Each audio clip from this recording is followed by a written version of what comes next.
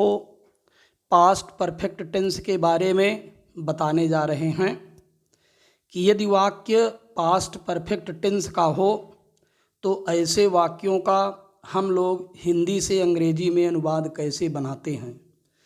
तो किसी भी वाक्य का अनुवाद बनाने के पहले सबसे पहले हम उस वाक्य की पहचान करते हैं।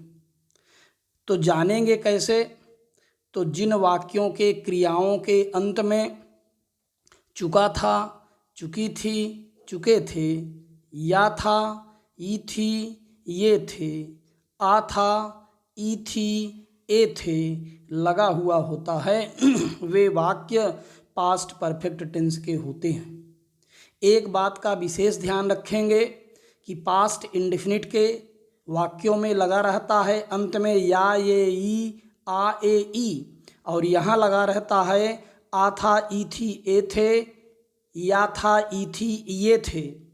इतना हम अंतर आवश्यक रूप से ध्यान में रखेंगे। इस टेंस की सहायक क्रिया हैड होती है। एक वचन का कर्ता होगा तब भी हैड लगाएंगे, बहुवचन का कर्ता होगा तब भी हम लोग हैड का प्रयोग करेंगे। आइए देखते हैं यदि वाक्य पास्ट परफेक्ट टेंस का होता है तो ऐसे वाक्यों का अनुवाद हम लोग कैसे बनाते हैं। यदि वाक्य अफर्मेटिव है तो ऐसे वाक्य का अनुवाद कैसे बनाएंगे। अर्थात यदि वाक्य में न तो नहीं लगा है न प्रश्नवाचक शब्द लगे हैं तो ऐसे वाक्यों का, सकारात्मक वाक्यों का अनुवाद बनाते समय सबसे पहले हम लोग कर्ता लिखते हैं, फिर सहायक क्रिया हैड लिखेंगे।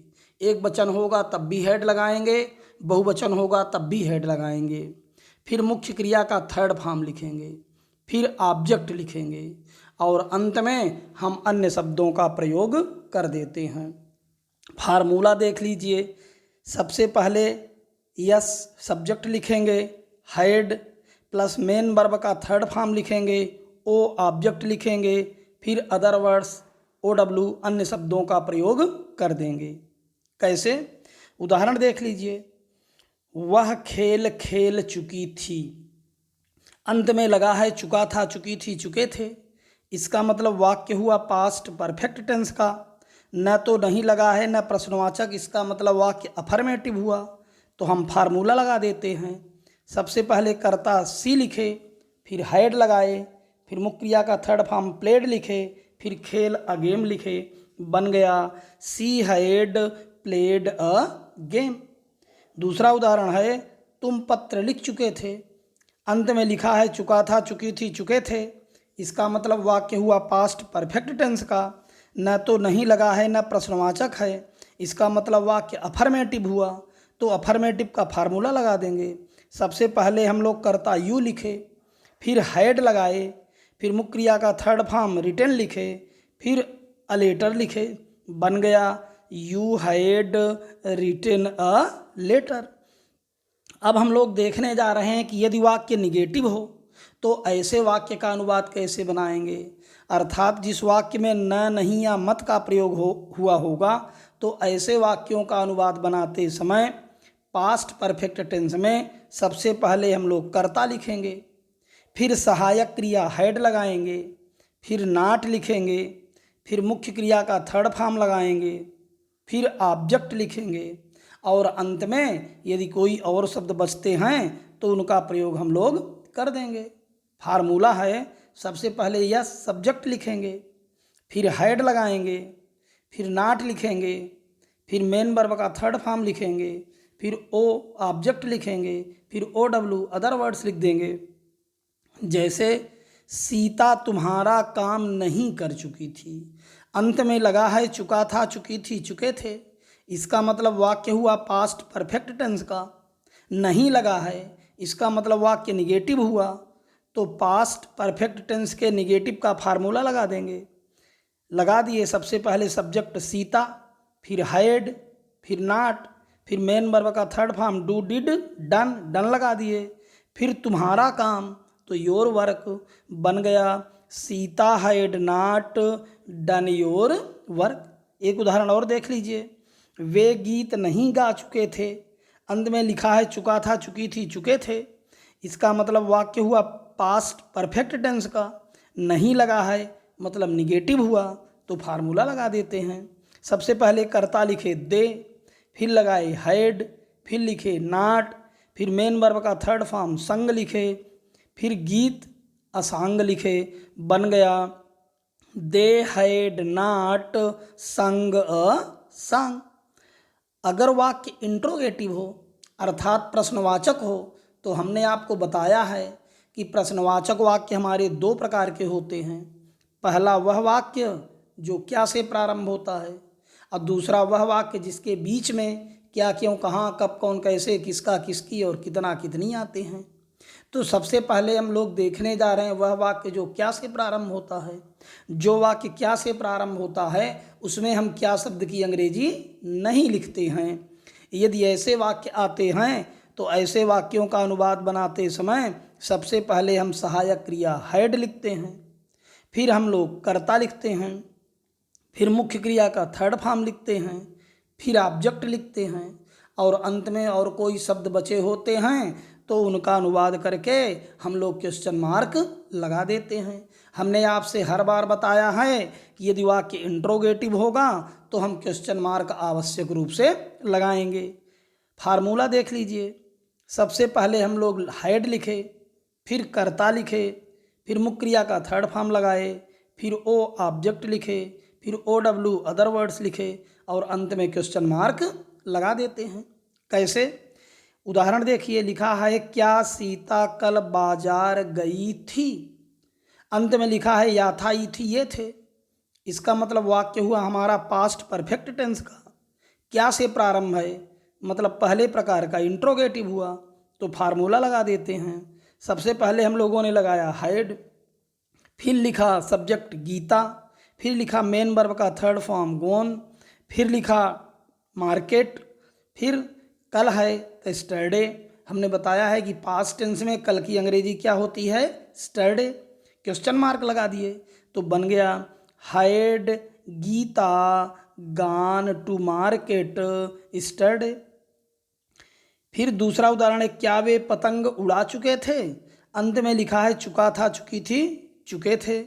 इसका मतलब वाक्य हुआ पास्ट परफेक्ट टेंस का। क्या से प्रारंभ है मतलब पहले प्रकार का इंट्रोगेटिव हुआ तो फार्मूला लगा दीजिए। सबसे पहले हम लोग लगा दिए हैड, फिर कर्ता लिखे दे, फिर मुख्य क्रिया का third form fly flu phloem तो फ्लोन लगा दिए, पतंग अकाइट लिखे, क्वेश्चन मार्क लगा दिए, बन गया had they phloem a kite. अगर वाक्य दूसरे प्रकार का इंट्रोगेटिव हो अर्थात उसके बीच में क्या क्यों कहाँ कब कौन कैसे किसका किसकी कितना कितनी आए तो ऐसे वाक्यों का जब हम अनुवाद बनाएंगे तो सबसे पहले हम दिए गए प्रश्नवाचक शब्द की अंग्रेजी लिखेंगे। हम लोग अगर वाक्य क्या से प्रारंभ होता था तो उसमें क्या की अंग्रेजी नहीं लिखते थे, लेकिन अगर क्या शब्द बीच में आएगा तो हम उसकी अंग्रेजी लिखेंगे। तो सबसे पहले हम लिखेंगे दिए गए प्रश्नवाचक शब्द की अंग्रेजी, फिर सहायक क्रिया लिखेंगे हैड, फिर लिखेंगे कर्ता, फिर मुख्य क्रिया का थर्ड फॉर्म, फिर ऑब्जेक्ट और अंत में यदि कोई और शब्द बच गए होते हैं तो उनका प्रयोग करके हम लोग क्वेश्चन मार्क लगा देते हैं। फार्मूला देखिए। सबसे पहले Q W means questioning word, फिर लिखेंगे सहायक क्रिया हैड, फिर यस सब्जेक्ट लिखेंगे, फिर एमवी का थर्ड फॉर्म मेन वर्ब का थर्ड फॉर्म लिखेंगे, फिर ओ ऑब्जेक्ट लिखेंगे, ओ डब्ल्यू अदर वर्ड्स लिखेंगे, क्वेश्चन मार्क लगाएंगे। कैसे? राम कल कहाँ गया था। अंत में लगा है या था ई थी ये थे। इसका मतलब वाक्य हुआ पास्ट परफेक्ट टेंस का। बीच में कहाँ लगा है मतलब दूसरे प्रकार का इंट्रोगेटिव हुआ तो फार्मूला लगा दीजिए। सबसे पहले हम लोगों ने लगाया वेयर, फिर सहायक क्रिया लिखा हैड, फिर कर्ता लिखा राम, फिर मुख्य क्रिया का थर्ड फॉर्म गॉन, कल स्टरडे क्वेश्चन मार्क लगा दिया तो बन गया वेयर हैड राम गान स्टरडे। एक उदाहरण और देखिए, तुम विद्यालय क्यों गए थे। अंत में लगा है या था ई थी ये थे। इसका मतलब वाक्य हुआ पास्ट परफेक्ट टेंस का। बीच में क्यों लगा है मतलब दूसरे प्रकार का इंट्रोगेटिव हुआ तो हम लोग पास्ट परफेक्ट के दूसरे प्रकार के इंट्रोगेटिव का फार्मूला लगा देंगे। सबसे पहले लगा दिए व्हाई, फिर हम लोग सहायक क्रिया लिखे हैड, फिर कर्ता लिखे यू, फिर गॉन, फिर स्कूल, तो बन गया क्वेश्चन मार्क लगा दिए तो बन गया why had you gone to school.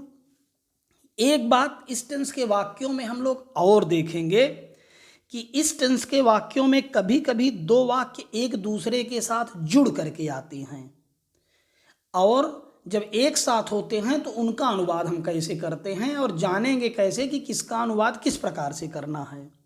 तो वे वाक्य पहले और बाद दो शब्दों से जुड़े होते हैं, या तो पहले शब्द से जुड़ा हुआ होगा या बाद शब्द से जुड़ा हुआ होगा। तो यदि ऐसे वाक्य आते हैं तो उनका अनुवाद हम लोग कैसे बनाएंगे, तो इसको हम लोग विशेष रूप से और अच्छे से थोड़ा सा देखेंगे कि उनका अनुवाद हम लोग कैसे करते हैं। तो सबसे पहले हम लोग देखने जा रहे हैं कि यदि वाक्य पहले शब्द से जुड़ा है, बीच में पहले शब्द लगा है, तो ऐसे वाक्य से अगर दो वाक्य जुड़े हुए हैं पहले शब्द से, तो उनका अनुवाद जब हम बनाते हैं तो सबसे पहले शब्द के बाद वाले वाक्य का अनुवाद हम लोग बनाएंगे पास्ट परफेक्ट टेंस में। अच्छे से समझिएगा, यदि वाक्य पहले शब्द से जुड़ा है तो सबसे पहले हम पहले शब्द के बाद वाले वाक्य का अनुवाद पास्ट परफेक्ट टेंस में बनाएंगे। फिर हम लोग बिफोर लिखेंगे, फिर पहले शब्द के पहले वाले वाक्य का अनुवाद हम लोग पास्ट इंडेफिनिट में कर देंगे। अच्छे से एक बार फिर से देख लीजिए, यदि वाक्य पहले शब्द से जुड़ा है तो सबसे पहले हम पहले शब्द के बाद वाले वाक्य का अनुवाद पास्ट परफेक्ट में करेंगे, फिर बिफोर लिखेंगे, फिर पहले शब्द के पहले वाले वाक्य का अनुवाद हम लोग पास्ट इंडेफिनिट टेंस में करेंगे। उदाहरण लेके देखिए तो समझ में आ जाएगा। लिखा है राम के विद्यालय आने के पहले मोहन जा चुका था। इसमें पहले शब्द से जुड़ा है तो सबसे पहले हम पहले शब्द के बाद वाले वाक्य का अनुवाद अर्थात मोहन जा चुका था का अनुवाद हम लोग करेंगे पास्ट परफेक्ट में। तो अफर्मेटिव है तो कर दीजिए। सबसे पहले कर्ता लिखे मोहन, फिर लिखे सहायक क्रिया हैड, फिर मुख्य क्रिया का थर्ड फॉर्म गॉन, फिर हम लोग लगा दिए बिफोर। अब बिफोर लिखने के बाद पहले शब्द के पहले वाले वाक्य का अनुवाद हम पास्ट इंडेफिनिट में करेंगे, राम के विद्यालय आने के। तो हम लोग सबसे पहले कर्ता लिखे, वाक्य अफर्मेटिव है तो मुख्य क्रिया का सेकंड फॉर्म केम लगा दिए, विद्यालय स्कूल, तो बन गया Mohan had gone before Ram came to school. एक उदाहरण और देखिए, डॉक्टर के आने के पहले मरीज मर चुका था। पहले शब्द से जुड़ा है तो सबसे पहले हम लोग पहले शब्द के बाद वाले वाक्य का अनुवाद पास्ट परफेक्ट में करेंगे, मरीज मर चुका था। तो लगा दिए कर्ता पेशेंट, सहायक क्रिया लगाए हैड, मर चुका था डाइड, तो हो गया पेशेंट हैड डाइड। अब लिखे बिफोर, बिफोर लगाने के बाद पहले शब्द के पहले वाले वाक्य का अनुवाद हम लोग पास्ट इंडेफिनिट में कर दिए, डॉक्टर के आने के। तो कर्ता लिखे डॉक्टर, आने के इंडेफिनिट में अफर्मेटिव है तो मुख्य क्रिया का सेकंड फॉर्म लगा दिए, बन गया केम। तो हो गया patient had died before doctor केम। अब देख लीजिए कि अगर वाक्य बाद शब्द से जुड़ा हो तो ऐसे वाक्य का अनुवाद हम लोग कैसे करेंगे। तो यदि वाक्य बाद शब्द से जुड़ा है, अभी पहले शब्द से देखे, अब देखने जा रहे हैं कि बीच में बाद शब्द से वाक्य जुड़ा हुआ हो तो उसका अनुवाद हम लोग कैसे करेंगे। तो कहता है यदि वाक्य बाद शब्द से जुड़ा हो तो सबसे पहले हम बाद शब्द के बाद वाले का, फिर से यदि वाक्य बाद शब्द से जुड़ा है तो सबसे पहले हम बाद शब्द के बाद वाले वाक्य का अनुवाद पास्ट इंडिफिनिट में करेंगे, फिर हम लोग आफ्टर लिख देंगे और फिर बाद शब्द के पहले वाले वाक्य का अनुवाद हम लोग पास्ट परफेक्ट में कर देंगे। उदाहरण देख लिए तो समझ में आ जाए। लिखा है सीता के घर पहुंचने के बाद राम गया। वाक्य जुड़ा है बाद शब्द से, तो सबसे पहले अनुवाद हम लोग करेंगे बाद शब्द के बाद वाले का। तो बाद शब्द के बाद लिखा है राम गया, इसका अनुवाद हम लोग लिख करेंगे पास्ट इंडिफिनिट में। तो अफर्मेटिव है तो कर दिए कर्ता, कर्ता लगा दिए राम, फिर मुख्य क्रिया का सेकंड फॉर्म, मुख्य क्रिया का सेकंड फॉर्म हम लोग लगा दिए वेंट। अब हम लोग लगाएंगे आफ्टर, लिख दिए। अब अनुवाद करेंगे बाद शब्द के पहले वाले वाक्य का, करेंगे पास्ट परफेक्ट में।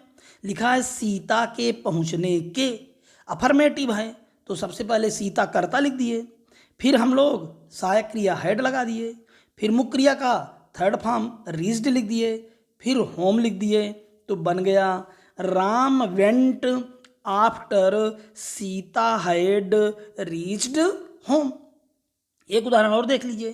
तुम्हारे खाना खाने के बाद मोहन खाना खाया। वाक्य जुड़ा है बाद शब्द से, तो सबसे पहले अनुवाद हम करेंगे बाद शब्द के बाद वाले का। तो बाद शब्द के बाद वाले वाक्य का अनुवाद हम लोग करेंगे पास्ट इंडिफिनिट में।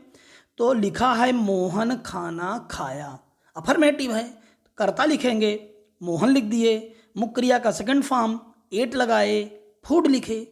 अब हम लोग लिख दिए आफ्टर। अब हम लोग लिखेंगे बाद शब्द के पहले वाले वाक्य का अनुवाद पास्ट परफेक्ट में।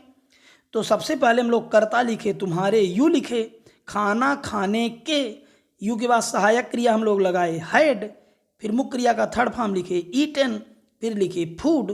तो वाक्य बन गया Mohan ate food after you had eaten food. एक बात का और हम लोग ध्यान रख लें तो और आसानी हो जाएगी। हमने आपको नोट में यहाँ लगा दिया है कि दो वाक्य जो जुड़े हैं दोनों के काम समाप्त हो चुके हैं।